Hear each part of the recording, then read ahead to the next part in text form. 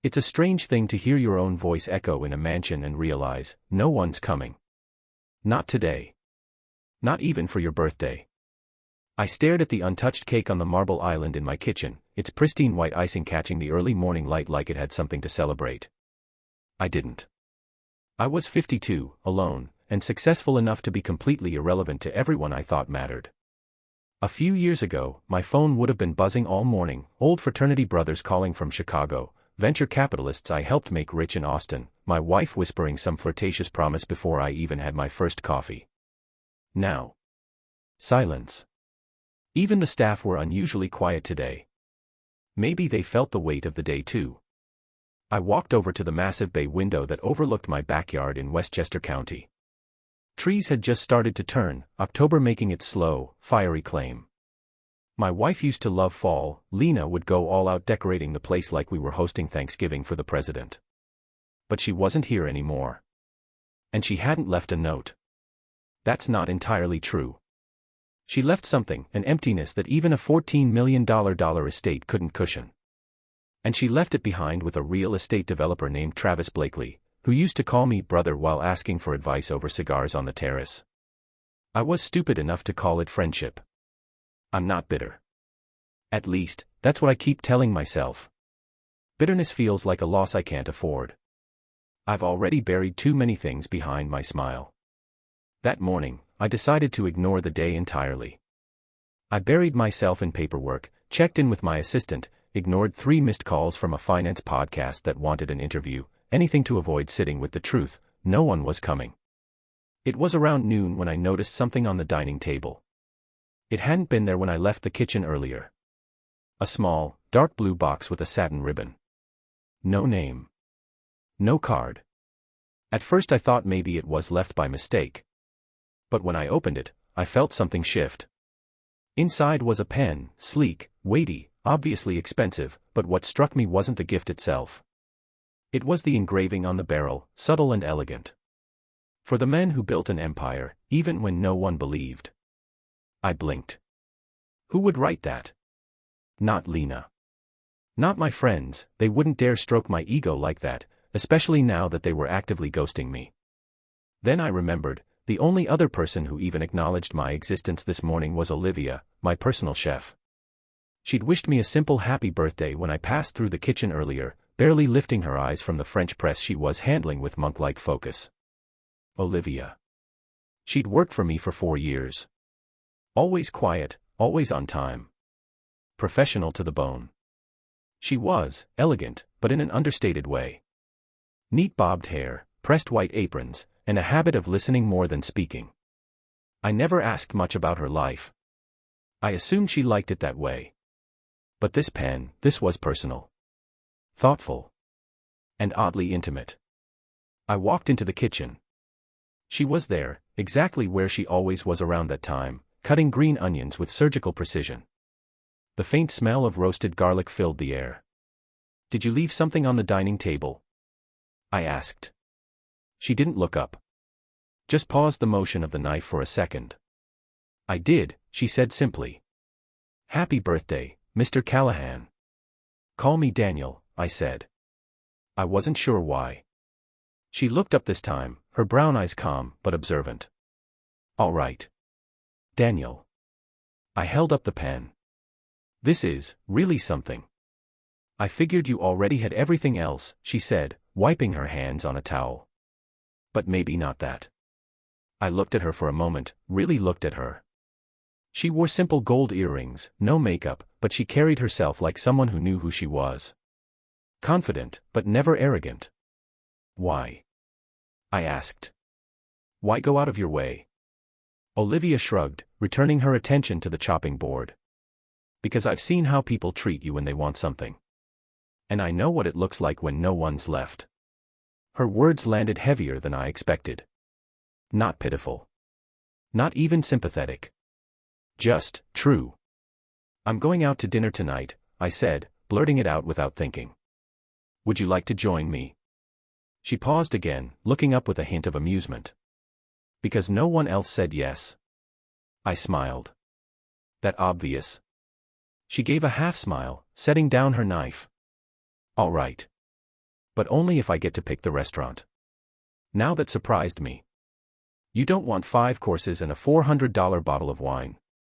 I want real food. Not ego on a plate. She left at 5 to change.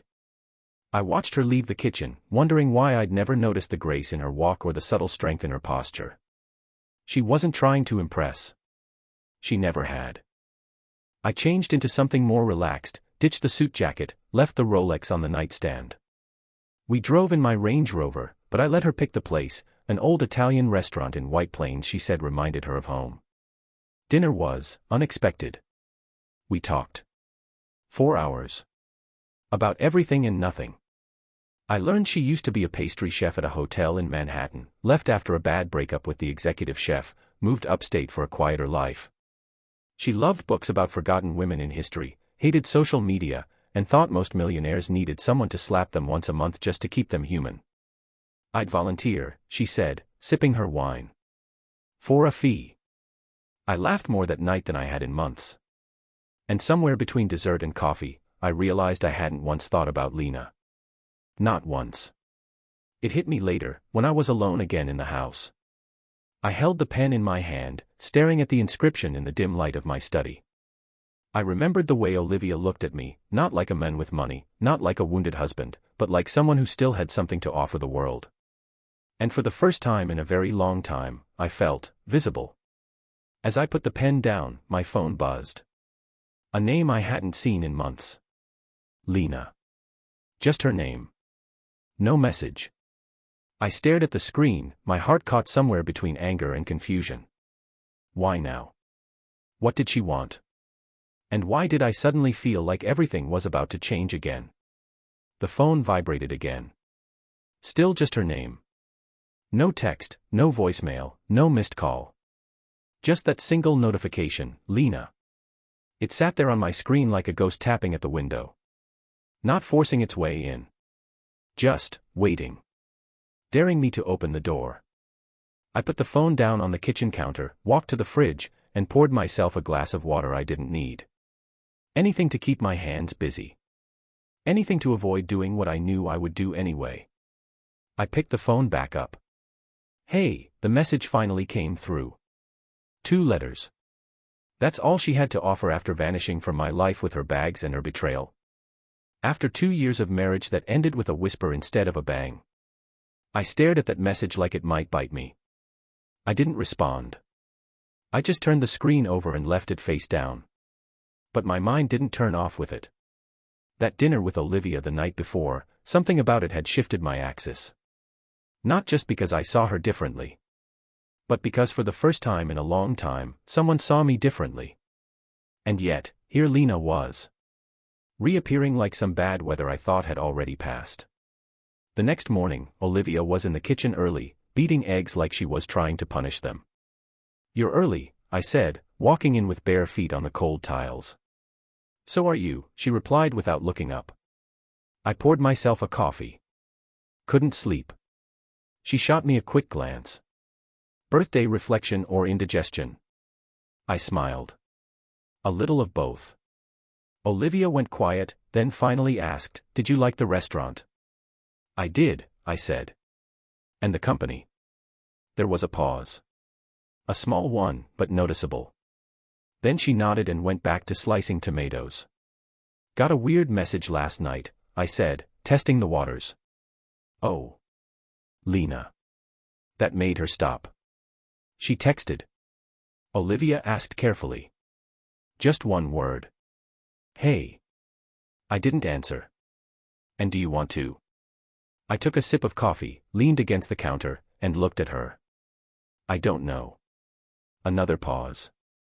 Then Olivia said, without any particular emotion, "She probably wants something. People usually reach out when they do." I wanted to ask her what she thought Lena might want. I wanted to hear her say something harsh, something that confirmed all my own suspicions. But she didn't give me that. She just kept working, calm and efficient as always. "Why are you here, Olivia?" I asked suddenly. She turned toward me, brows slightly raised. "Because breakfast won't cook itself." "No, I mean, here. In this house."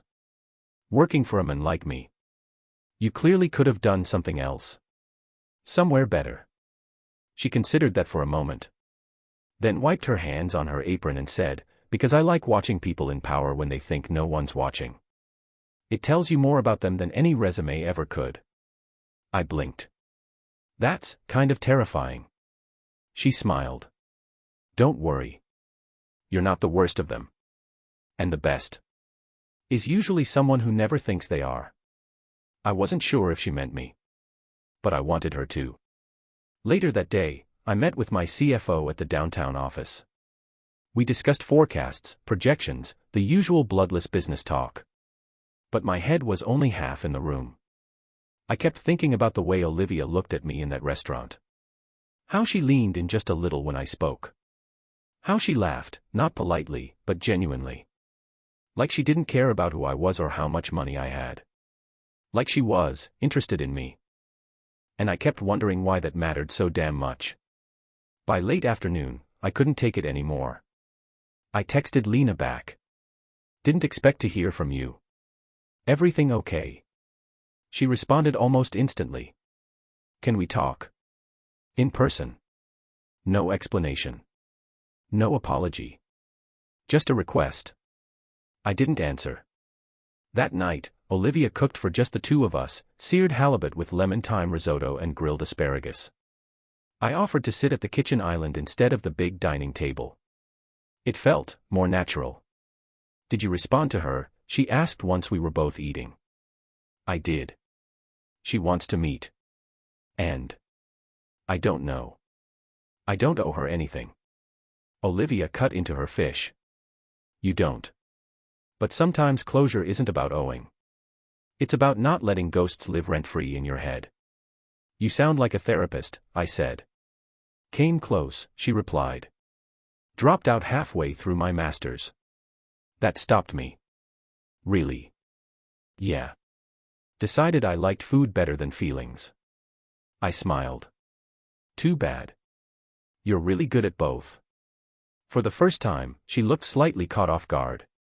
Just a flicker. Then she smiled too. Careful, she said. That almost sounded like a compliment. Maybe it was. After dinner, we lingered in the kitchen a little longer than we needed to. Talking about everything. Books. Travel. What music we secretly liked. She admitted to a guilty obsession with 80s soft rock. I confessed I still listened to Springsteen when I couldn't sleep. It was easy. Which scared me. Because nothing in my life had been easy in a long time. When she stood to leave, I walked her to the door. You don't have to, she said. I know. She paused with her hand on the doorknob. If you decide to meet with her, just promise me something. What? Don't let her rewrite the ending. I didn't know what to say to that. But I knew exactly what she meant. When she was gone, the house felt bigger again. Colder. I poured myself a drink. Sat down at the piano Lena had insisted we buy even though neither of us could play. I opened the lid, stared at the keys. Tapped one.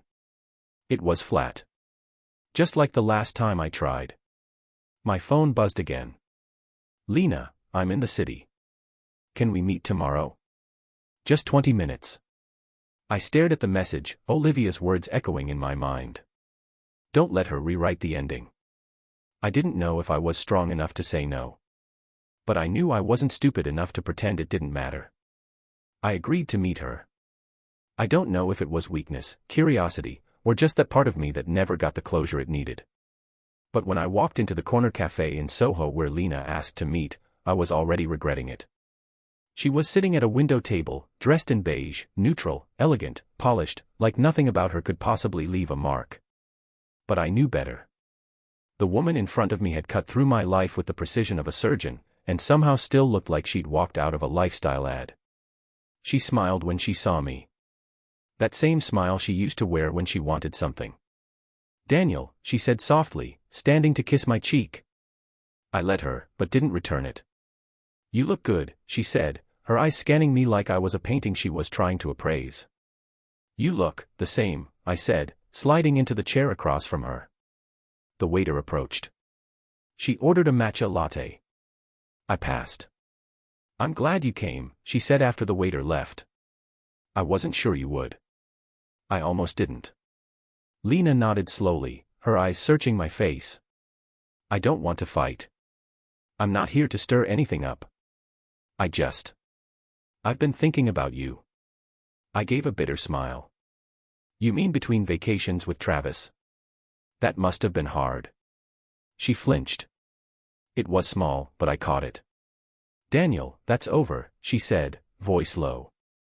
It ended months ago. I raised an eyebrow. And I'm supposed to care why? I didn't come here to justify the past, she said, leaning forward slightly. I know what I did. And it wasn't fair to you. But things, they weren't right between us. You know that. What things? I asked. The part where I worked 16-hour days building something for both of us. Or the part where you disappeared without even a goodbye. She looked down at her hands, twisting the ring she still wore on her right finger. I was scared, she said finally. You were growing. Fast. Bigger than I could keep up with. And I didn't know where I fit anymore. You fit as my wife, I said. That was the job. The commitment. Remember. I didn't leave you for Travis, she whispered. I left because I didn't recognize myself anymore. There was silence. A long, ugly silence. I didn't ask you to change, I said, voice steady. No, she said. But you changed anyway. And I didn't know how to love the version of you that never came home. That one stung. Because maybe there was truth in it. We sat in silence again, this time shorter. Then she reached into her bag and pulled out a small envelope. She placed it gently on the table. What's this? It's not a check. Don't worry, she said with a faint smile. It's a letter. For you. From me. I wrote it weeks ago. I just didn't know if I'd ever have the chance to give it to you. I didn't touch it. Not yet. So what do you want, Lena? I asked. You didn't come here just to cleanse your conscience. I want to know how you are, she said. I want to know who you've become. And maybe, selfishly, I wanted to see if the door was still cracked open. There it was. The real reason. You walked out of that door, I said. And when you did, it closed. Whether you heard it slam or not. She nodded, blinking faster now. But she didn't cry. Lena never cried in public. I'm happy for you, she said. I saw your name in Forbes. You've built something amazing. You always could. I didn't do it for that, I replied. I did it because it was the only thing that didn't lie to me. The waiter returned. Her latte sat untouched. I stood. She looked up at me like she wanted to say something more. Maybe she did. But I didn't give her the chance. I'm not angry anymore, I said, picking up the envelope. But I'm not the man you left. And I'm definitely not the man you can come back to. She nodded once. I walked out. Back in the car, I just sat there. Holding the letter. I didn't open it. Not yet.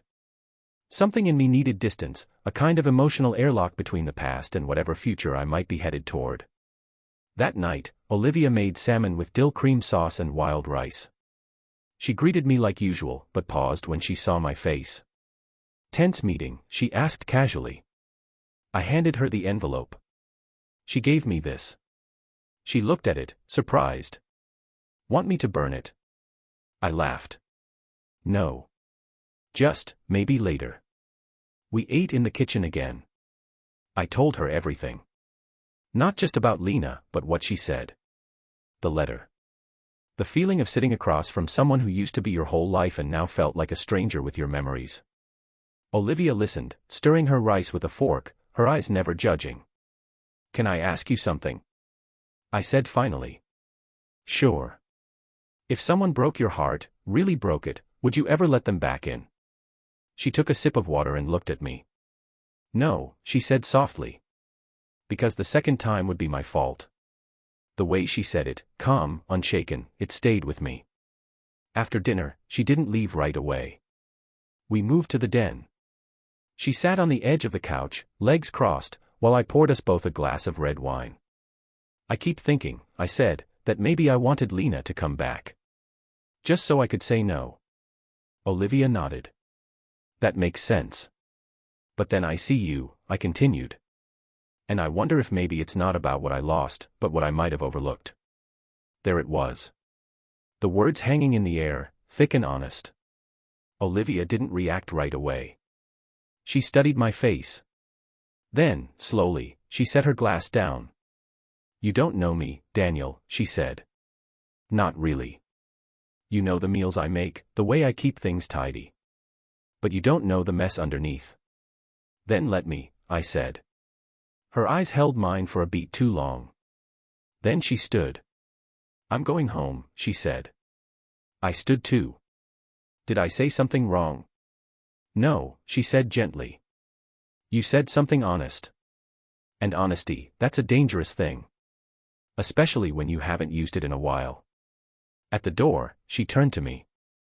I'm not a rebound. I'm not a quiet replacement for a loud mistake. If this is just about filling space where Lena used to be, tell me now. It's not, I said. It's not about her anymore. She looked at me for a long time. Then nodded. I believe you, she said. But let's take it slow. Dinner tomorrow? She smiled. I already work here, remember? Then breakfast. That made her laugh. And as she walked out the door, I realized something. I hadn't thought about the letter once since she arrived. But it was still sitting on the counter. Waiting. I finally opened the letter. It was just past midnight. The house was quiet, lit only by the dim under-cabinet lights in the kitchen. I had poured myself a glass of scotch I didn't really want, set it next to the envelope, and stared at both for 10 minutes like they were evidence from a crime I wasn't sure I wanted to revisit. But eventually, I broke the seal. Her handwriting was still the same, rounded, elegant, the kind she used to spend hours perfecting in journals she never finished. Daniel. By the time you read this, I'll have already said what little I can in person. But I needed to give you the whole truth, not just the curated version over coffee. I owed you that. I didn't leave you because I didn't love you. I left because I didn't love who I became around you. You were winning, growing, achieving, and somehow, the more you gained, the smaller I felt. That's not your fault. That's on me. But I didn't know how to tell you that without sounding petty or weak. Travis didn't steal me. I gave myself away. And the second I did, I regretted it. Because no matter what I told myself about starting over, I never stopped thinking about the men who let me go without chasing me. I'm not asking for anything now. I know you've moved on, maybe even met someone new. But I needed you to hear this, in my own words, you were never the villain in our story. I was. Lena. I read it 3 times. The first with clenched teeth, the second with a kind of detached numbness. And the third, with something close to understanding. It didn't erase the pain. But it explained it. And sometimes, that's the best closure you get. The next morning, I found Olivia in the garden. She wore a simple gray t-shirt and jeans, hair pulled back, watering the basil like it was the most important thing in the world. You're up early, I said, stepping onto the patio. She glanced at me and smiled. So are you. I read the letter. She didn't stop what she was doing. And she was honest. Too late, but honest. Olivia finished with the basil and moved to the mint. Do you feel better? I feel lighter. She looked over her shoulder at me. Good. Now maybe you'll stop looking at the past like it owes you something. I leaned against the railing, watching her. Can I ask you something? I said. Only if it's not about the pen, she said with a grin. It's not. It's about you. She straightened, eyebrows raised. That sounds serious. Why a private chef? You had almost a psychology degree. You're clearly smart. So why, this? She hesitated. For the first time since I'd known her, she looked uncertain. I could give you the short version, she said. But something tells me you're not looking for the polished answer. No, I said. I'm looking for the real one. She exhaled. Set the hose down. I was engaged once, she said. To a man named Grant. Lawyer. Smart. Charming. My parents adored him. What happened? He adored me too, until I told him I didn't want the life he planned for us. Country club memberships, charity galas, 2 kids before 30. I told him I wanted something slower. Something real. And he left. No, she said, almost laughing. He proposed instead. Said I was just scared and needed stability. So I accepted. Thought I could grow into the idea. She paused, looking out over the garden. 3 months before the wedding, I caught him with his assistant. At our apartment. In our bed. Jesus. I didn't cry, she said. I just packed up and left. Didn't even tell my parents. They still think I called it off cold feet. And after that? I asked gently. I disappeared for a while. Cooked in small places. Private homes. It gave me control again. It gave me peace. I stepped closer. I'm sorry, I said. She turned to face me. Don't be. If that hadn't happened, I wouldn't be here. And do you want to be here? I asked. With me? Olivia was silent for a beat. Then she stepped closer too. I think I do, she said. But I'm scared. Of what? Of becoming another Lena in your life story. I shook my head. You're nothing like her. She looked away. How do you know? Because Lena gave up when things got hard, I said. You stayed when I didn't even know I needed someone. She looked up at me again, and for the first time, I saw it, vulnerability behind her confidence. A cautious heart behind the careful poise. I reached out and gently took her hand. She didn't pull away. Dinner with me, I said. No employer, no employee. Just Daniel and Olivia. She smiled. As long as I'm not the one cooking. That night, I made reservations at a place in the village. Cozy, dim lighting, jazz in the background. Not flashy, just intimate. She showed up in a deep blue dress that made me forget my own name for a second. Hair down. Light makeup. Elegant and unpretentious. The kind of beauty that doesn't try to impress because it doesn't have to. You clean up well, I said as she sat across from me. So do you, she replied with a teasing smile. I was worried you only owned suits. We ordered wine and talked. Not small talk, but the kind that lingers, family, dreams, regrets.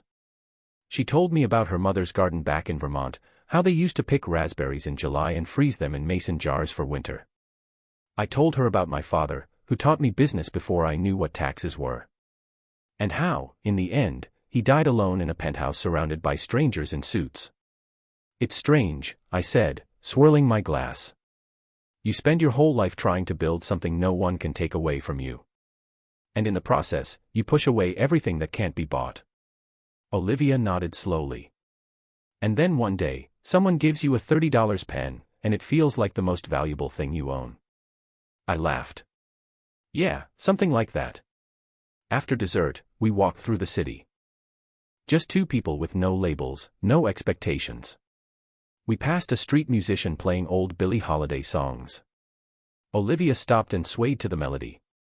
I watched her from the edge of the sidewalk, the way her face softened in the music, how unafraid she was of stillness. Then she turned and extended her hand. Dance with me, she said. Right here. Why not? I took her hand. And right there, under a flickering street lamp, we danced. It wasn't smooth. I probably stepped on her toes. But it didn't matter. Because in that moment, the weight of failed marriages, betrayals, missed chances, all of it, fell away. And for the first time in years, I felt something like hope. Later, in the quiet of my bedroom, I found the pen she gave me sitting on my nightstand. I picked it up and read the engraving again. To the man who sees everything except himself. She had seen me. Long before I ever saw her. And now, I wasn't going to let her slip past. You never really expect peace to feel fragile until you finally have it. The days after that night with Olivia felt like living in the eye of the storm. Calm. Still. Quiet in the best way. We didn't rush things, didn't name anything, but I'd find her humming in the kitchen while making coffee or reading on the patio with her feet up on the chair across from her, and I'd catch myself smiling. We fell into a rhythm. Easy, quiet mornings. Shared glances across the kitchen. Subtle touches that said more than words. There was no declaration. Just something building, honest and slow. One evening, I surprised her. She walked into the dining room to find the table set, candles lit, jazz playing softly, my phone flipped face down for the first time in forever. "You cooked," she said, half teasing. "Don't look so shocked," I said, pulling out her chair. "I have some domestic skills." She laughed and sat down. "Should I be scared?" "Extremely." We ate. We drank.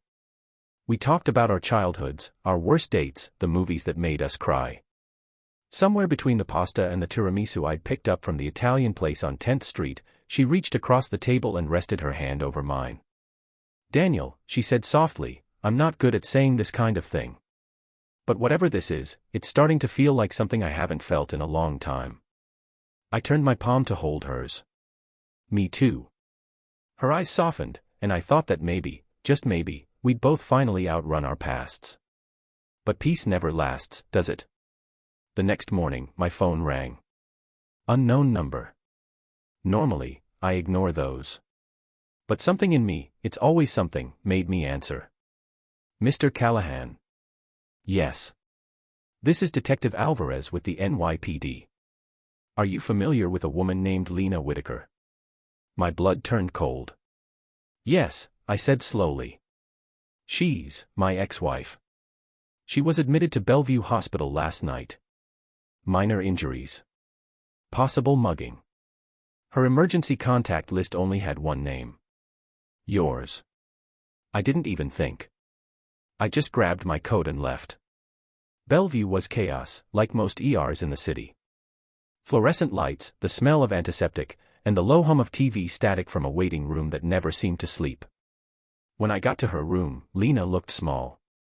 Fragile. A bruise under her left eye, her wrist in a soft brace. She turned when I walked in, surprise flooding her face. "Daniel," she whispered. "I got a call," I said, closing the door behind me. She tried to sit up straighter. "It's not as bad as it looks. Detective said you were mugged." "Sort of," she said.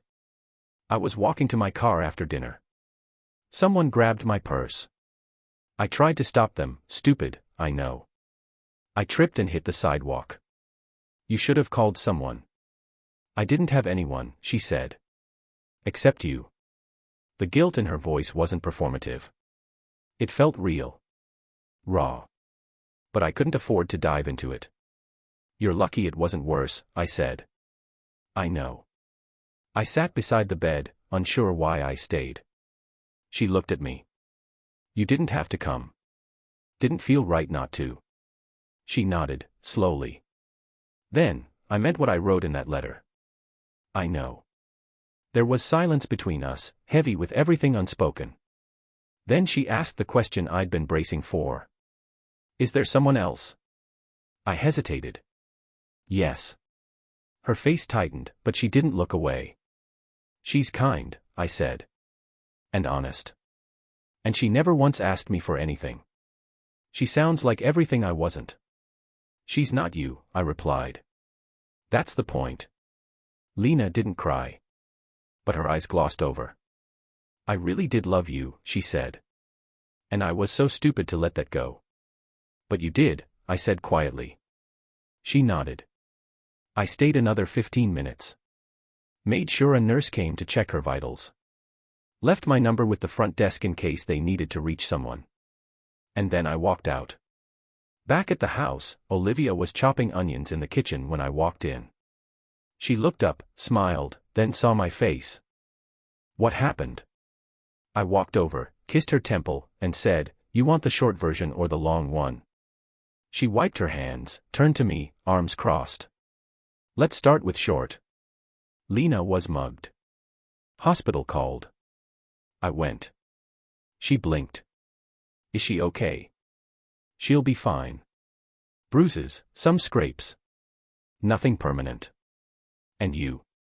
I paused. Confused. Angry. Relieved. She nodded slowly. You stayed for how long? About 20 minutes.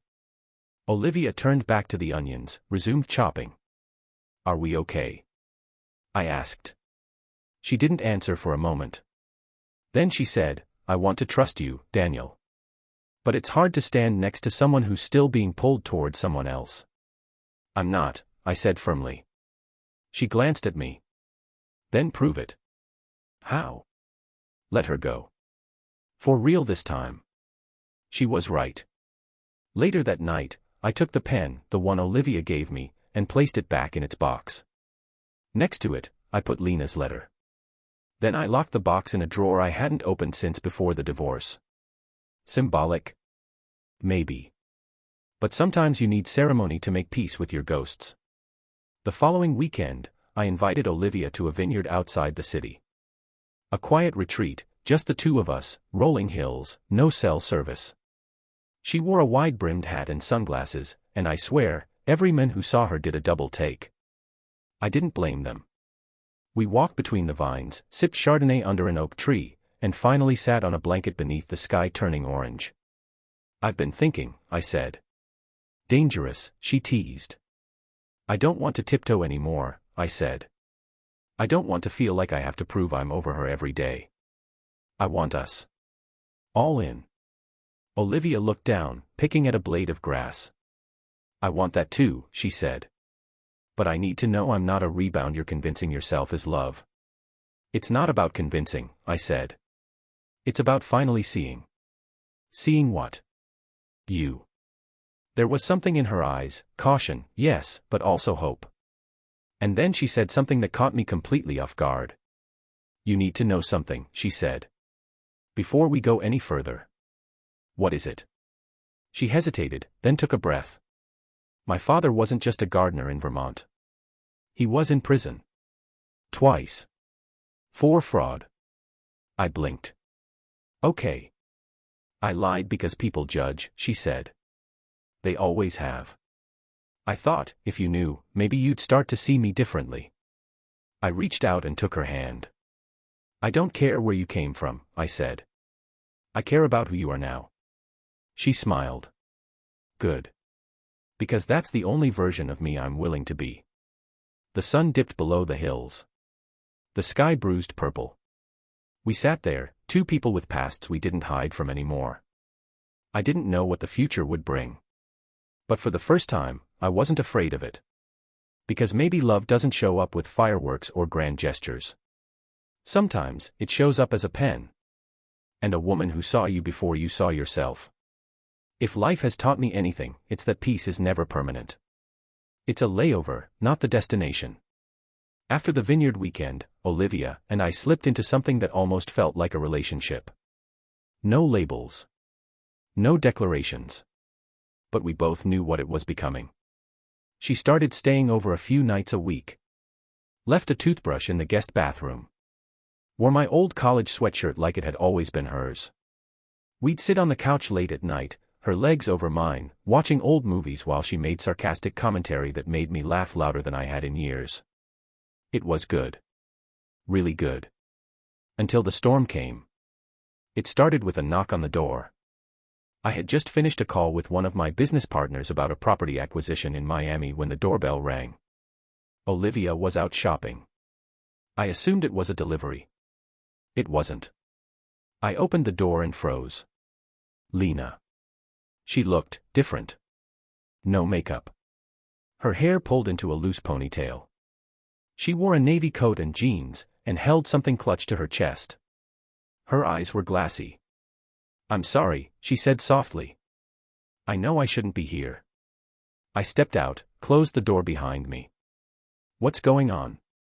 I didn't know where else to go. You could have called. I thought you'd tell me not to come. She wasn't wrong. What do you need, Lena? She held out a folder. "What's this?" I asked. "Divorce papers," she said. "From Travis." I took it, flipping it open. Sure enough, there was the paperwork, already signed on her side. "I left him," she said. "Actually, I should say he left me. When his firm started going under, so did everything else. The lifestyle, the friends, the lies. He couldn't handle being broke." I raised a brow. "So he bailed?" "Worse," she said. "He tried to blame me for it. Said I was bad luck." "Classy." She looked down. "I know you don't owe me anything. But when I woke up this morning, the only person I wanted to talk to was you."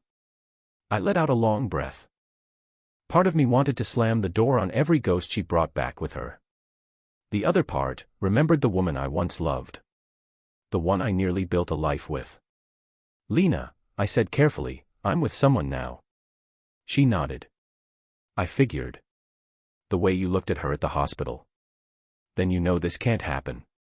I'm not here to get in between you two. I don't know. I needed someone who remembered me before I ruined everything." I softened. "You should talk to someone, professionally. This is too heavy to carry alone." "I know." She started to turn, then paused. "She's lucky, you know." "Who?" "Olivia." I didn't say anything. "I just hope she knows the men she has," Lena said. "And doesn't take him for granted the way I did." Then she left. That night, Olivia came home humming something off-key. Bags in hand. Smiling. "Hey," she said, dropping the bags in the foyer. "You'll never believe what was on sale at." She stopped when she saw my face. "What happened?" "Lena came by," I said. And just like that, the air changed. "She what?" "She dropped off her divorce papers. Said Travis left her. Claimed she had no one else to talk to." Olivia set her purse down slowly. "And you let her in?" "No. I talked to her outside." "And now you're telling me like it's no big deal." "Because it wasn't a big deal," I said. "She's a ghost trying to haunt a house she doesn't live in anymore." Olivia stared at me. "You're sure about that?" "Olivia. I need to know that you're not still emotionally tied to her," she said. "Because I've done the other woman thing before. And I won't do it again." I walked to her, took her hands. "She's my past. You're my present, and my future, if you'll let me have that." She searched my face. Then let her go completely. No more contact. No sympathy texts. No check-ins. "I can do that." "You will do that," she said. "Or I walk." And I believed her. The following week, Olivia's birthday came around. I spent hours planning it. Reserved a private rooftop table overlooking the city. Custom cake, her favorite jazz trio, even a delicate bracelet with a tiny olive branch charm, her symbol, her name, and now, her significance in my life. She wore a burgundy dress that made my chest ache just looking at her. The way the candlelight hit her skin, the way she laughed with her whole body, it felt like time paused just for us. We danced, slowly, under the stars. Her cheek against mine. "I've never had anyone celebrate me like this," she whispered. "You've always deserved it," I said. She pulled back, her eyes glossy. "I think I'm falling for you, Daniel." I already fell. We kissed. Deep. Unrushed. The kind that says I see you. I choose you. And for a moment, nothing else existed. Until the next day. I was in my study going over financial reports when an email pinged in. Unknown sender. Subject line, "Thought you should know." I clicked it. Attached, 3 photos. Olivia. With a man. Holding hands. A soft kiss on the cheek. A date stamp from 2 weeks ago. My stomach dropped. I stared at the images, trying to rationalize. Maybe it was her brother. Maybe it was someone from her past. But the way they looked at each other, it wasn't friendly. It was familiar. I sat there for what felt like an hour. Finally, I called her. She picked up on the second ring. Hey, handsome. Where are you? Just leaving the studio. Why? We need to talk. There was a pause. That sounds serious. It is. 20 minutes later, she walked in. Still glowing from the night before. Until she saw my face. I slid the printed photos across the counter. She looked down, and the color drained from her face. Daniel. Who is he? She closed her eyes. His name is Ben. He's my ex. Your ex? Yes. From before you. We were together for a year. He came back into town recently. Olivia, I said, struggling to keep my voice level, why are you in these pictures with him? We ran into each other, she said quickly. He asked to meet up. I didn't tell you because I thought it would cause exactly this. You kissed him. He kissed me, she said. And I pulled away right after. You can even see in the last picture. I don't care about the last picture, I snapped. I care that you didn't tell me. That you kept it hidden. Her voice cracked. Because I didn't want to lose you. And now you have, I said. She staggered back like I'd slapped her. Don't do this, she whispered. I stood. Walked to the window. Ran my hands through my hair. Why didn't you just tell me, Olivia? Because I was scared, she said. Because I finally had something good, and I didn't want to break it. Then you should have protected it, I said. Not kept secrets. She nodded, eyes wet. I understand. And then, quietly, she turned and walked out the door. She didn't slam it. She didn't yell. She just left. And I stood in that silence, realizing something painful. For the second time in my life, I'd let someone in. And for the second time, they'd walked away. I always thought the worst pain came from betrayal. Turns out, it's not. It's silence. The kind that stretches over days like a thick fog, seeping into everything. That's what filled the house after Olivia left. Not yelling. Not blame. Just the quiet absence of her presence. The untouched coffee cup she left in the sink. Her sweater still draped over the back of my armchair. The faint scent of her shampoo lingering on the pillow beside mine. For a man who once had it all, money, real estate, the kind of power that turns heads, I felt poorer than I'd ever been.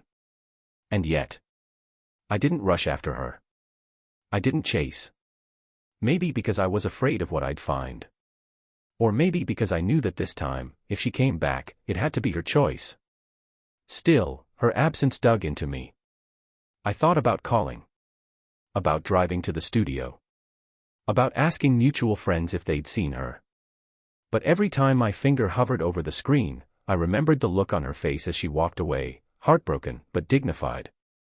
And I respected her too much to tear open a wound she wasn't ready to talk about. So I let the silence stay. 3 weeks passed. Then came the letter. Not an email. Not a text. A handwritten envelope slid under my door with no return address. My name written in slanted cursive. My heart raced as I opened it. Inside, one sheet of ivory paper. Folded once. Daniel. I needed time. And space. And maybe a little courage. That day you found those photos, yes, it was a betrayal. Not because I loved Ben. But because I didn't trust you with my past. The irony is, you were the first person who made me feel safe enough to imagine a future. I let fear lead me. I panicked. I lied. And for that, I'm truly sorry.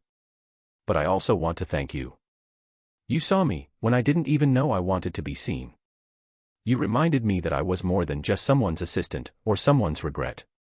You made me feel like a woman again. A woman worth loving. I'm not asking for anything. I just needed you to know. And, one more thing. I left something for you in the study drawer. Bottom right. Take care of yourself. Olivia. My hands trembled slightly as I stood and walked to the study. Bottom right drawer. I hadn't opened that drawer since locking away Lena's letter and the engraved pen. I slid it open, and there, sitting neatly next to the box, was a new item. A smaller box. Wrapped in deep navy paper with a thin gold ribbon. No card. Just a sticker on top that read, "Sometimes the second gift says more than the first." I opened it. Inside was a fountain pen. Sleek. Black. Silver trim. But the engraving. For the man who finally started writing his own story. I stared at it for a long time. No tears. No anger. Just a strange sense of release. She was gone. But she hadn't walked away bitterly. She walked away with grace. And she left a part of herself with me, a quiet challenge, a message between the lines. Maybe it wasn't about whether we ended up together. Maybe it was about what I became because of her. The following Monday, I returned to work. Full-time. With focus I hadn't felt in months. I reorganized my schedule, cut ties with a few shady partners, and poured resources into a project Olivia and I had once talked about, a culinary scholarship for women over 30 who wanted a second chance at their dreams. I named it the Olive Branch Grant. The irony wasn't lost on me. Press coverage started buzzing. Not because of the money, but because of the story behind it. Reclusive tycoon reinvents himself for a cause. That's what one headline said. I didn't care about the noise. I cared about the young woman in Queens who emailed me to say the grant meant she could finally afford culinary school.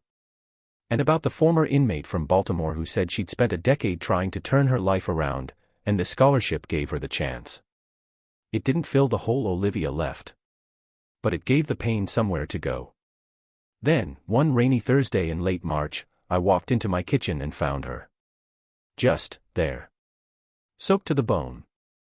Holding her umbrella and wearing the same gray hoodie she'd once worn when making us pancakes. I blinked. Thought maybe I was hallucinating. But then she smiled. Nervously. "Hey," she said. I let myself in. "Sorry." My voice caught. "You still had the key." "I never threw it away," she said. "I thought I had. But I didn't." I stared at her. "Why are you here, Olivia?" She took a breath. "Because I realized something," she said. "You told me once that love doesn't always come wrapped in fireworks. That sometimes it's just quiet. Patient. Honest." I nodded. "Well," she continued, "I've had the fireworks. They burned out.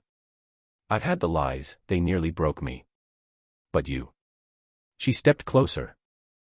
"You were the only one who ever made me feel like I didn't have to be anything other than exactly who I am." I swallowed hard. "What changed?" "I did," she said. "And if you're still willing, I'd like to come home." There were a million things I could have said. Demands. Conditions. Questions. But instead, I reached into the study drawer. Pulled out the second pen. And handed it to her. She looked down, reading the engraving. Tears welled in her eyes. "I meant every word," she whispered. "Then write our next chapter," I said. Together. That night, we lay side by side in bed. No fireworks. No dramatic music. Just the soft hum of rain tapping against the windows. I turned to her, brushed a strand of damp hair off her forehead. "You think this time we'll get it right?" I asked. She smiled. "No," she said. "I think we'll get it real. And that's better." She kissed me, slow and soft. And for the first time in a long time, I didn't feel rich because of what I owned. I felt rich because of what I chose, and who chose me back.